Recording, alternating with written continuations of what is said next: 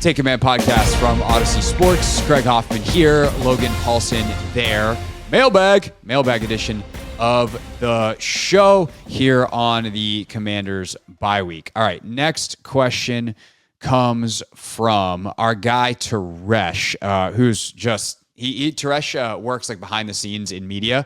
And he just always has the coolest facts. He always has the coolest stuff where like great data, great this, great thinking,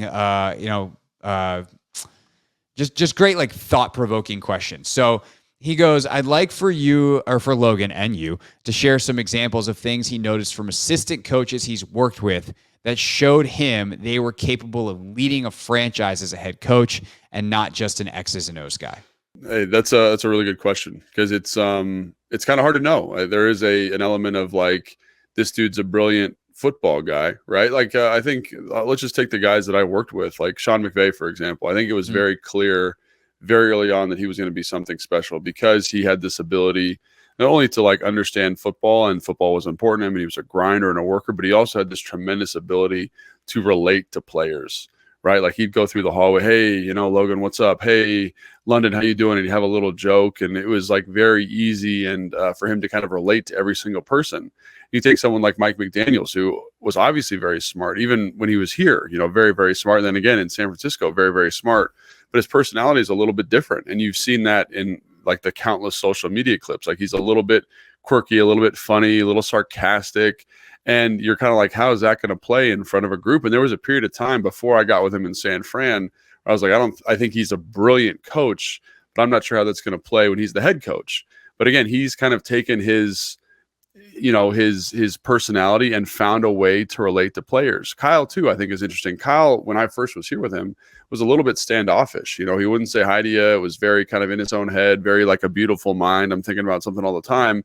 And when he got to San Fran, or when I went to San Fran and he got the head coaching job, it was cool to see him kind of take the thing that he was excellent at and use that to relate to players. So he would never do a team meeting without film in front of him.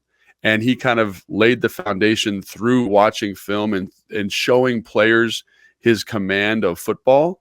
And then everyone's like, oh my gosh, Kyle's awesome. I respect Kyle. Defensive guys, like the way he installed that cover three, or the way he talked about our cover three, he knows what's up. He's going to get us right. And then it took him probably 1.5 years to 2 years, but then he started doing the Shawn McVey, kissing babies, shaking hands type of thing. And that totally changed. And so I think if there's one thing that is so important for a position coach, it's that they are, in my opinion, in my experience, even Matt LaFleur was like this. Matt LaFleur is probably more similar to Shawn.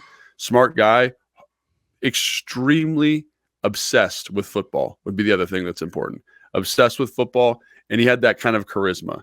And you see that up in Green Bay. So I think that to me is the main thing. Are they obsessed with football? Like obsessed with football, like eat, sleep, drink football? Because that's what those guys are. They sleep at the facility. They talk about football.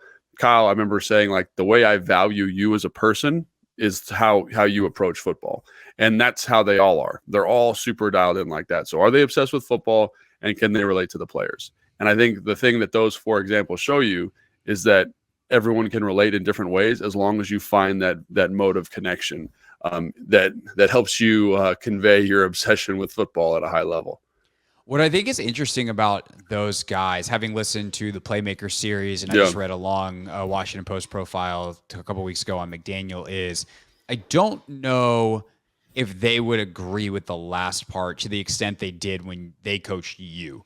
I think all of them, as they've gotten a little bit older, have gained some perspective. McDaniel specifically talks about this in the Post piece, where he's like, I can't sleep at the facility anymore. Like, I just refuse to do that, because I realized I wasn't as good of a coach, because sleep is really important. You hear him say in a team meeting during Hard Knocks, or a team huddle after a practice on the short week, he's like, go sleep. Sleep is the most important thing you will do this week. Please go sleep. And so I do think it's interesting how the concept of a human touch evolves over the course of a coaching arc and a career. As people evolve as human beings. I know Shawn just became a dad for the first time. And I think that when he got super burnt out a couple of years ago and was ready to retire, like, he and his wife, Veronica, looked at things and were like, maybe we need to find ways to take a step back a little bit. Absolutely. But I think that like there's still an obsession there. And learning out how to channel it is something that happens as you get older and you progress in your career. There's another great saying that I love just generally. This is like great life advice more than it is like football coaching, but grind when you're young so you don't have to when you're old. Like you learn how to work smarter as you get going. But what doesn't get lost is the obsession. How it manifests itself is certainly super important. So if I am looking for a younger head coach, I want someone who has that grind, that last one in the facility, burn the midnight oil type of attitude, where I'm a little less concerned about that if they're a little bit older and they have a more advanced mastery of it. But what's important through all of that, the through lines are exactly what you said. Obsession with football, and do you have the human touch? And I think I've told this story before, but I was with McVey at one point, and there was a TV on, and he there's the NFL Top 100, and Jordan Reed pops up, and he's wherever he is on the list that given year, and he just immediately is like, I gotta text Reed, and it's like the middle of the offseason, and he's texting Jordan Reed, like just being like, man, you're the best, like you're so great, like I'm so lucky to coach you. Like he had a way of building guys up, and a way of connecting with them, and a way of making them feel seen and valued. And McDaniel talks about this a lot. If you read some of his stuff, if you watch the in-season Hard Knocks, like that way. And like Kyle, it sounds like he went about it differently, where he'd be like, I care about you if you can help me win football games. But it's also he like made you feel valued. But to your point, though, it changed, it evolved. It started as this very austere, very serious thing, and then the personal touch developed. But I'm saying it started for him in his mastery and his relationship to football. And I think and the other thing, I think there's a third element here. Like those dudes are all brilliant guys. And I don't use that as I'm not being hyperbolic there. Like they are brilliant guys. Like when you sit and talk to them about football, you're like, you are one of the top 10 smartest people on the planet on this subject matter. And they would kind of downplay that, obviously, but like it's obvious, the proof's in the pudding. So I would just say it's that obsession, but there needs to be a natural gift. And I think you just in the interview process, you'd be able to see that, right? There's a lot of smart guys, but are there those special guys? And all four of those guys that we talked about, even LaFleur, he gets forgotten a little bit in that mix, but he's one of those guys too.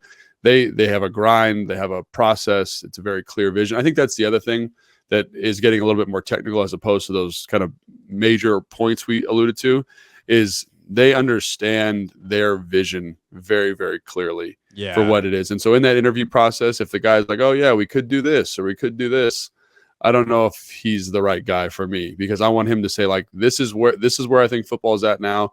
This is where I think offensively we can take football.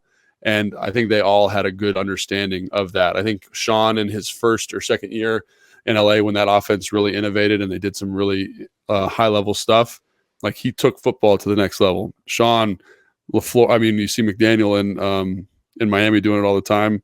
LaFleur this year elevating Jordan Love. Like you just see how they understand how to maximize what they're doing, how they the hunger to bring in defenses that give them a hard time and work against them every single day. Like there's something really special technically, and the drive, but also you can't forget about, like, obviously there's the brick and mortar stuff that you're building. Oh, we're building offense, we're talking football, the intellectual stuff, but there's also the interpersonal stuff, which they've all mastered. So I think those are things that I would really just kind of, if I'm hiring, those are things I'm looking for. Yeah. And then, I mean, the other thing that I would say is you have to be able to teach it.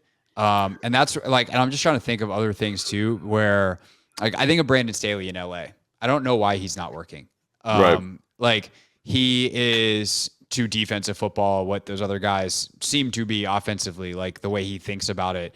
And he obviously went toe to toe with Shawn for a couple of years in practice. Like he's one of the number one Vic Fangio disciples. Like he was the one who invented a lot of this like star coverage and was like, you want to know what? We got Jalen Ramsey. We're not going to play Jalen Ramsey at corner. We're not going to play him at nickel. We're going to play Jalen Ramsey at Jalen Ramsey. Like he figured out how to do that in an effective way to feature certain skill sets. And he seems to be very in touch on an interpersonal level with players and the way he talks about like humanity and that kind of stuff. And it just hasn't worked. And so I wonder like what I would want to know what the shortcoming is for Brandon Staley that McVey and Shanahan and McDaniel and LaFleur have. and like know what that thing is, and then make sure that the guy that I'm going after doesn't just check 3 or 4 boxes, if you will, but checks 4 or 4, you know? Yeah, I think the thing that I would assume, and I haven't worked with Brandon Staley, obviously, and I don't know him, Yeah. but having dealt with people that have worked with him, there's a competitiveness in Shawn, in Kyle, in LaFleur, in McDaniels that is high level. Like, so they're going to compete in practice. They're going to still, while still maintaining, like, I think you can go two ways, like as a coach, right? You can kind of push your glasses up your nose and be overly technical and be overly nerdy, right? And I mean that with all due respect, because that's how I am as a person. I'm overly nerdy when it comes to football. And you can also kind of be overly sympathetic, but you got to remember that football is a violent physical game, and I want violent, physical, competitive sons of guns, and I need to lead those people in a way that gets that out of them. I think that's where you see, like, when you watch San Francisco and you watch the defense and you watch the mindset, you watch the run game, like, it's awesome, but that's a culture that they've bred there, and you can see them take it out of the same tree that we're always in, like Dan Campbell in Detroit. A perfect example. Love that example, right? There's a toughness, there's a mindset, there's a culture there that's fantastic. So I think that's something that I would kind of point to and say, like, you need to walk that line really carefully of saying, I'm really smart. I relate to players really well, but also I know how to push and get this kind of this barbarian out of them and get them to execute it in this way. So, and it's a fine balance, and there's a reason it's hard to find good young head coaches. But I think when you look at like DeMeco Ryans in Houston, and again, he's kind of from that Kyle tree, like, smart guy, relates to players well, but also no one would doubt that he's an absolute warrior. I played against him when he was in Philly. Like, he's an absolute warrior. And I'm sure he brings that mindset to his coaching philosophy. Saleh, Sirianni seems to have that in Philly, speaking of. Yeah, and yeah, that's exactly right. You see Sirianni getting after it and getting fired up. And I think when you look at Saleh, like, he's the nicest guy you've ever met, but he is a competitive son of a gun who knows how to motivate guys to play hard. And I think that's another thing that you see in some of these young kind of rising head coaches that's so important. It's the relationship to the players, but it's also, can you motivate that kind of primal aggression, I think, is also something I would look to. Yeah, Dable, I think, has that in New York. Obviously, both New York coaches are dealing with pretty crappy rosters right now, so the records don't necessarily reflect it. But I would agree with you on Saleh. Like, he's a great example of it. You watch Hard Knocks, the preseason edition, and like, ready to run through a wall for that guy. Yeah. I think that's a great call. Which leads us to the obvious follow-up before we take our final break here. Is there someone out there right now who you think fits that mold, who you're looking at? Like, what's the wish list? I know we're doing the same list as everybody else at this point to an extent. Like, we haven't, but you also know people around the league, so maybe you do have a slightly different list. And one of the names that's going to come up is a guy you know very well, and Frank Smith, who's the OC down in Miami, was your tight ends coach in some previous stops. I look at him. I look at Ben Johnson in Detroit, who I'll talk about more in a second. Anybody else that's on the list that you think fits that mold that we were just talking about? I mean, those two guys for sure, because it's easy to kind of draw a corollary to offensive coaches. But for me, like, Dan Quinn has to be on the list. Like, he's a guy that I have the utmost respect for, having played for him in Atlanta. A guy that I think understands, this is something that I think is so important, understands the importance of offensive football. Like, you're a defensive coach, you got to make sure that offensive hire is out of this world. And it's something that he talked about with me after he left Atlanta, was like, just, hey, like, that's something I really got to prioritize. So knowing that that's on his agenda, I think Raheem Morris, a guy that was here, I was with him in Atlanta also. I know he's been in LA. I know he's one of the brightest football guys I've been around. He knows how to relate to players, and hopefully, from his first stint in Tampa, he's learned how to motivate guys and kind of get that competitive edge out of them. So I think those are two guys on the defensive side of the ball that I would point to. Obviously, Bobby Slowick, I know he's only been a year coordinator down in Houston, but what he's done down there is tremendous. Like, it is tremendous. And again, that's all Kyle. That's the Kyle Shanahan tree just continuing. But I think having an understanding of what Kyle does, what McDaniel does, what LaFleur does, what Shawn does, what some of the best offenses in football do, and have that hunger, have that drive, and be able to relate to the younger players, I think, is another thing that's so important. And you see that with Dan, the way that defense is playing, they relate to him, right? You see that with hat DQ. Yeah, and you see that with Raheem and the defenses that he coaches. So I think those guys are some names that I want to interview him. I want to talk to him. But, having played with them and having watched the product that they've cultivated over the last, 3, 4, 5 years in some cases, like I would feel very I would assume that they've evolved in their coaching perspectives and are ready for that opportunity. Yeah, I think those are all really good names. So my guy's always been the guy from Detroit, Ben Dan Johnson. Johnson. Yeah, Ben Johnson. the OC. Ben Johnson. Yeah, the OC from the Detroit Lions, and Dan Campbell obviously is a huge part of that culture there. He's the tone setter. But you look at their first year when they had Anthony Lynn, and then what they did with Jared Goff years 2 and 3 now with Johnson is the OC, and he's able to create one of the league's best offenses without a super elite premier quarterback, and that is incredibly appealing. Like, is Sam Howell more likely to be Jared Goff than Patrick Mahomes? Hell yeah, he is. And so, can I create a league's best offense with him and Amon-Ra St. Brown level? Like, Amon-Ra St. Brown's incredible, but is he Jamar Chase? No. Does he produce like Jamar Chase? Damn near. For long stretches of seasons, he does. Right. So I like that guy, and I was even more sold on this last week when we had Adam Amin on the radio show. And Adam, Fox Sports play-by-play, who obviously did the Commanders game with Mark Schlereth last week. Adam's had Detroit a couple times over the last couple years. And I asked him, I was like, hey, you get to do all these production meetings, and you get to talk to coaches, you get to talk to OCs, you get to talk to DCs. Is there anybody that really stands out to you as like, that guy's ready for a head coaching job? And he hasn't had everybody, so this is not to discount anyone that you just named that Adam might not have had an interaction with. I'd actually be curious to follow up with him and see what he thought of Frank Smith down in Miami because he hadn't had their production meetings with Miami yet, and that was his first time having Miami this year. But he goes, Ben Johnson is in a total class of his own. Like, his ability to command a room, his ability to do all the head coachy stuff, even though he's the OC, is right there. And it's one broadcaster's opinion in a production meeting, but like, we in this field have seen a lot of stuff. Adam's talked to a lot of people over the years. Like, Adam is done college football. He's done the NFL. He's done the NBA. Like, Adam's been around a lot of really good coaches in his career. And if he's like, that dude's got it, I tend to trust that evaluation. Obviously, Adam can't tell you what his X's and O's are. Can't tell you what he's like behind the scenes. But like, that it factor that you want in the head coach that Shawn has, that Kyle has, that Matt has, that Zach Taylor has in Cincinnati, that Kevin has in Minnesota, that the best coaches in this league have.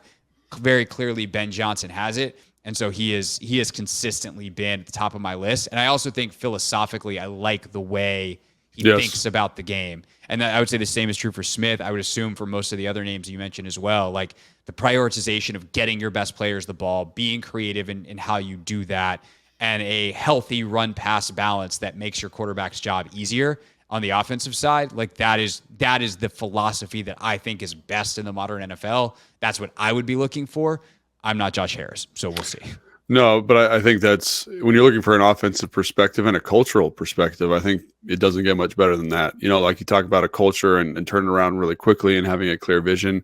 Like, he's been part of that. He's been part of that build. And I think that's another reason why Frank Smith is so appealing too, is they've been part of a culture shift, and it's all stemmed from an offensive philosophy. But like, you see the importance in McDaniel's case of, and again, I reference McDaniel's because Frank is under his tutelage, like Ben is under Dan. Like, they made the decision to go hire Vic Fangio this offseason. They made the decision to go get Tyreek Hill. They made the decision to bring in Jalen Ramsey. You look at Dan Campbell's drafts. You look at the perspective that they have as a physical team. Like, you've seen how to build a roster and then maximize the most important position of football in both instances, right? Both those guys are playing above their skis, and they're good football players, but they're also playing better because of the coaching, right? And the stuff that they've done there to kind of maximize those players. So I think he's the best candidate in football right now. And I think if I'm him, I'd probably go to San Diego, or no, to the Chargers because of the Herbert connection. But again, like this job, I think is going to be very appealing, and maybe you put something out there, you get a good land there, and I think he'd be excellent. But I think all those guys I just mentioned, even Shane Day up in Seattle, the offensive coordinator there. Shane Waldron, excuse me. Yeah. I think is another interesting guy too. A guy that's been around. Schematically, I know he's got it. I don't know if he's got the other stuff. And that's truly, I don't know. Yeah, and I know Shane because he was here on this staff. Like, think about Okay. that. Like, how crazy this is. Like this Yeah. this Washington tree. He was here, and he's an excellent guy. Now, can he be that leader? And the question is, I don't know. But a lot of, like I just said, like when I went through our like little Rolodex of coaches that we know, I didn't know for those guys either. But they grew and they developed, and to me, it's the football mind and the obsession that you see. But I do think those two guys we mentioned at the top are really high on the list. Obviously, the two defensive coaches we mentioned are pretty high on my list as well because they've seen that thing we're trying to get here in Washington, and they understand how to do it. So I think that's what I would. But again, there's a lot of really bright dudes out there from bright organizations. Last thing I'll say real quick, score some brownie points with Logan, but also I firmly believe this. I love a tight ends coach. Yeah. A guy with a tight ends coach background because he understands the pass game. He understands the run game. Like tight end is the ultimate position in terms of understanding everything, pass pro, run blocking, route running, like how you interact with the quarterback. Tight ends coaches tend to do that as well as anyone. Like Shawn, former tight ends coach. Yeah. McDaniel did some tight ends work in his day. Well, he was, a run game. Like, think about his progression: receiver to run game coordinator. And I think like that point you're talking about, he has the pass protection and the run game stuff in conjunction with the passing game. And so I think you got to look for that in that guy in that. And Ben Johnson and Frank Smith, tight ends coaches by trade.